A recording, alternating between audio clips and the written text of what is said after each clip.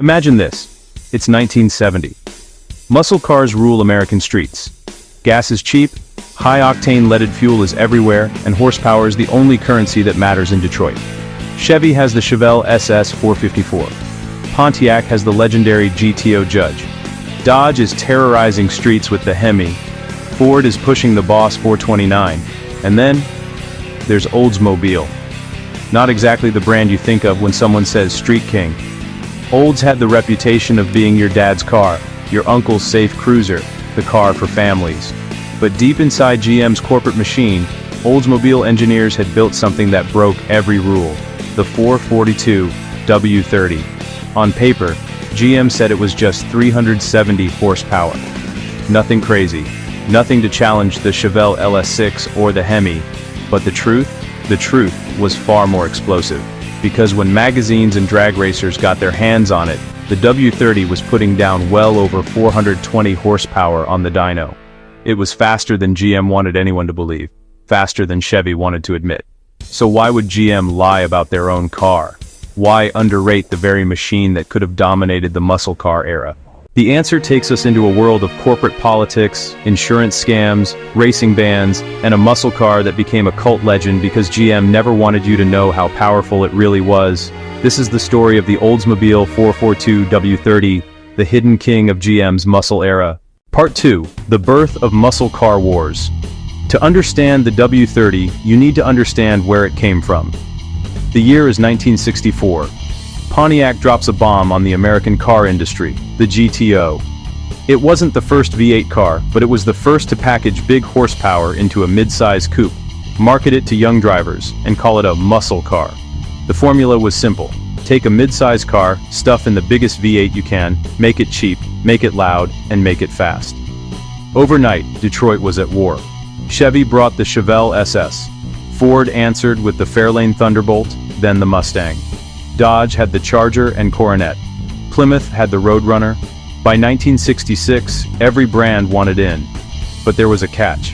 General Motors had a corporate policy that no mid-size car could have more than a 400 cubic inch engine. It was a way to control performance across divisions, or so they claimed. But in reality, it was Chevy politics. GM didn't want Oldsmobile or Buick or Pontiac to overshadow Chevrolet, the golden child of the corporation, so for years Oldsmobile played by the rules. They introduced the 442 in 1964 as a performance trim on the Cutlass. The name stood for 4-barrel carb, 4-speed, dual exhaust. It looked tough. It sounded tough. But it wasn't until the rule changed in 1970 that Olds finally had its chance to unleash its real monster. And when the gates opened, they brought the W30. 1970 was the year everything changed. 1970 was the year everything changed. GM finally dropped the 400 cubic inch ban. Suddenly, every division could go big block crazy. Chevy rolled out the 454 LS6 Chevelle rated at 450 HP. Pontiac went wild with the 455 HO. Buick introduced the legendary 455 Stage 1. And Oldsmobile, they quietly built a monster. The 1970 442 W30 came with the 455 cubic inch V8, special W30 performance parts, and a reputation for being underrated. On paper, Olds claimed 370 horsepower at 5,000 RPM, 500 lb-ft of torque at 3,600 RPM. Those were already serious numbers, but insiders knew the truth. The car was far more powerful than the brochure said. Why underrate it? Because in 1970, insurance companies had started cracking down on high-horsepower cars. If you bought a Chevelle with 450 HP, your insurance premiums were insane. But if your Olds brochure said 370 HP, suddenly you could get away with much cheaper coverage. It was a scam, and everyone in the industry knew it. But with the W30, it went even deeper than that. GM didn't just underrate it for insurance. They wanted to protect Chevy. Because if the world found out an Oldsmobile was outrunning Chevelles and GTOs, the entire hierarchy of GM would collapse.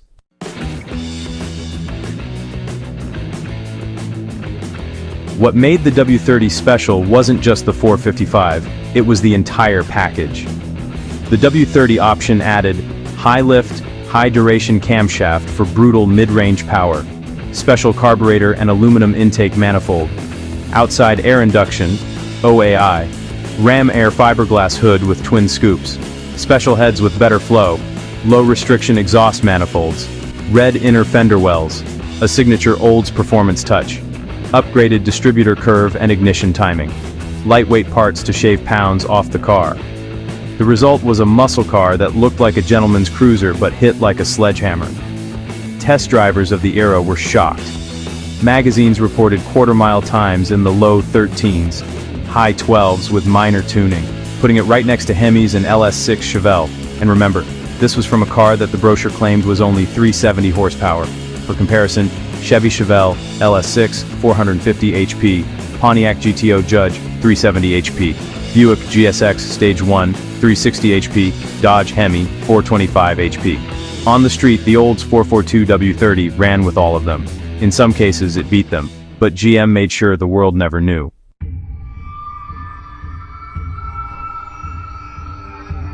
Here's where the story gets wild.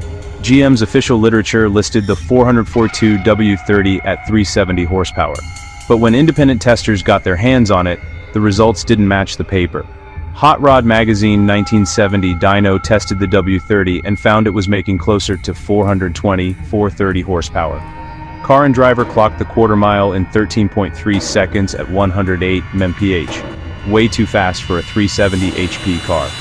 Owners who took them to drag strips were blowing away cars that supposedly had 50-80 more horsepower on paper. So what happened? The truth is, GM was deliberately underrating horsepower. Officially, it was to control insurance costs. But unofficially, it was to make sure Chevy remained GM's top dog. Oldsmobile was never supposed to be the hero.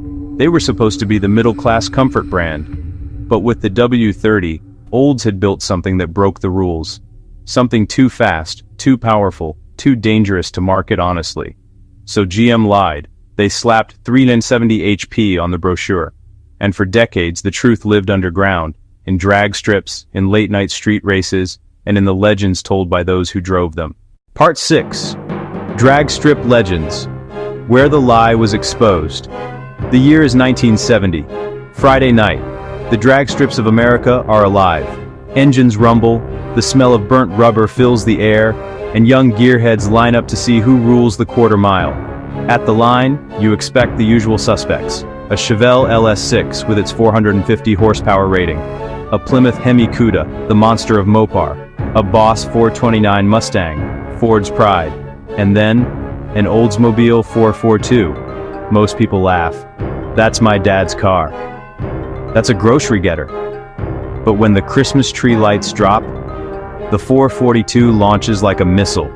It pulls strong through first, second, and by the time the Chevelle's driver thinks he's got him, the Olds is gone. Crowds were stunned, because according to GM's own brochures, this shouldn't be happening. A 370 HP Oldsmobile wasn't supposed to outrun a 450 HP Chevelle. Yet again and again it did. On strips from New Jersey to California, word spread fast. The W30 was a sleeper, a liar, a car that carried corporate deception under its hood, and that's where the legend grew.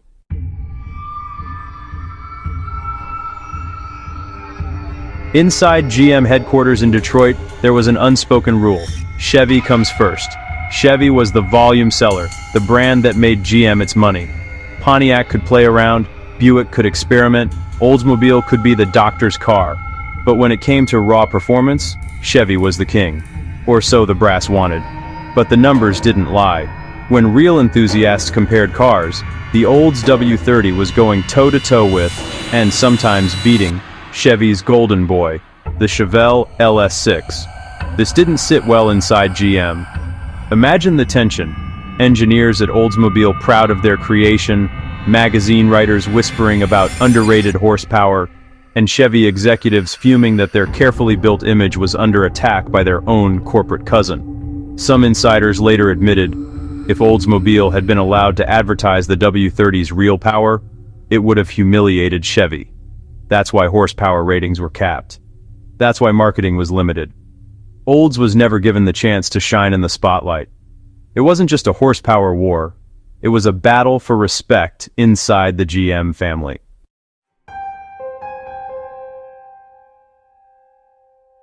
So why exactly did GM go to such lengths to suppress the W30? The answer lies in corporate politics.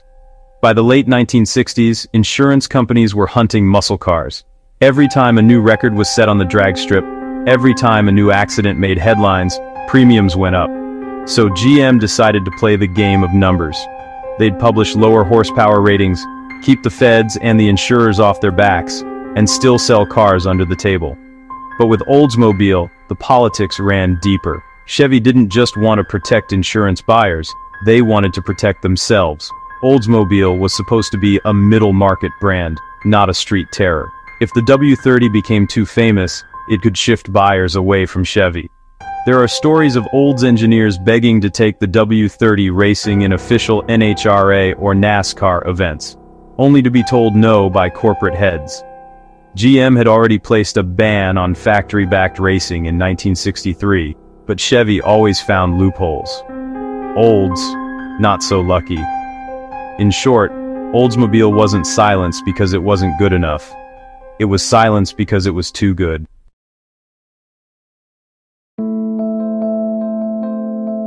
If GM thought they could hide the truth forever, they didn't count on the press. In 1970, Car and Driver, Hot Rod and Car Life all tested the W30, and the results were impossible to ignore. Quarter mile in 13.5 seconds. Top speed over 110 mph. Dyno readings far above 370 HP. Writers began openly questioning GM's numbers. Hot Rod flat out said, "This car feels a lot closer to 425 horsepower than 370. Enthusiasts read these magazines cover to cover. Word spread. Suddenly, everyone wanted to know, why was GM lying? Why was Oldsmobile the underdog? Why was the W30 treated like a dirty secret? This wasn't just car testing anymore. This was investigative journalism. The W30 became a case study in corporate deception, a car that forced America to question what horsepower even meant. And here's the twist. The more GM tried to bury it, the more famous the myth became.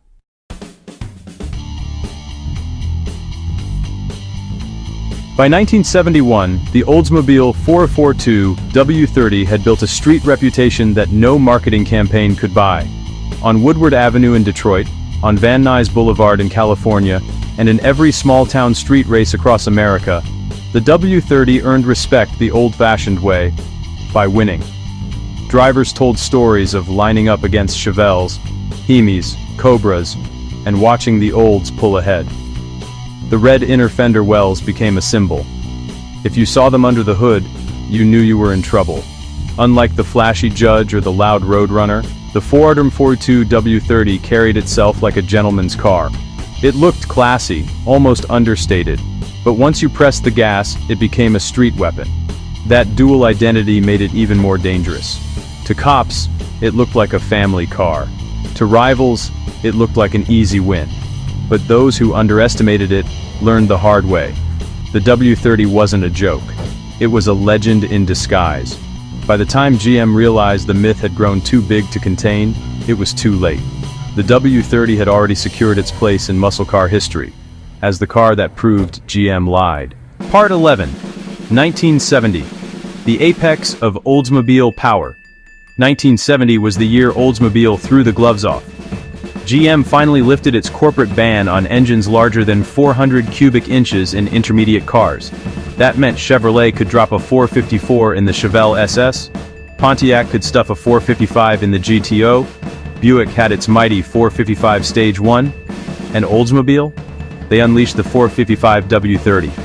On paper, it was rated at 370 horsepower at 5,000 RPM and 500 lb-ft of torque at 3,600. But dyno sheets and track results painted a very different picture. Real output was closer to 420-430 horsepower. Test drivers from Car and Driver and Hot Rod noted that this gentleman's muscle car had enough grunt to embarrass Chevelle owners who thought Oldsmobile was just for doctors and lawyers. The W30 package wasn't just an engine swap, it was a carefully tuned system, red inner fender wells, forced air induction through the twin scoops on the fiberglass hood, a hotter camshaft, a high-flow carburetor, aluminum intake, and heavy-duty internals. It was GM engineering at its rawest, but wrapped in Oldsmobile luxury. Here was the twist. The W30 While Chevrolet advertised their Chevelle SS 454 LS6 as the king of the streets, real-world drag strip matchups often told another story. The 442 W30 could keep up, and sometimes beat it. But GM didn't want Oldsmobile overshadowing Chevrolet, their golden child. That's where the lies began.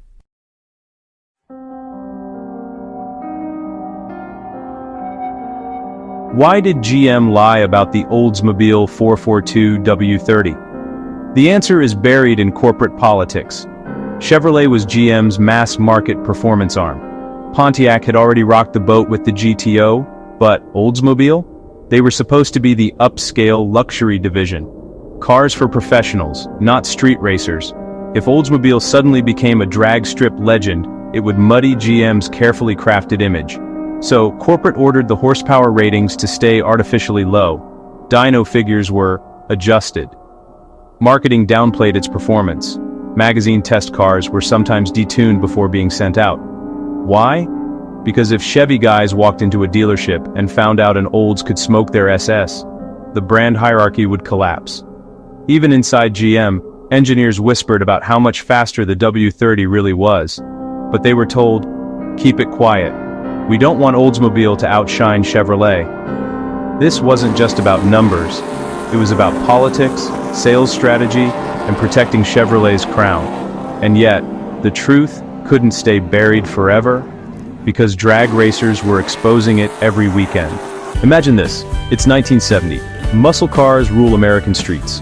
Gas is cheap, high-octane leaded fuel is everywhere, and horsepower is the only currency that matters in Detroit. And that was just the beginning. The real truth unfolds in part 2. If you enjoyed this deep dive, don't stop here. Hit the link in the description and jump straight into part 2, and don't forget to subscribe, because tomorrow I'm dropping the complete 33-minute LS documentary, the story GM never wanted you to see.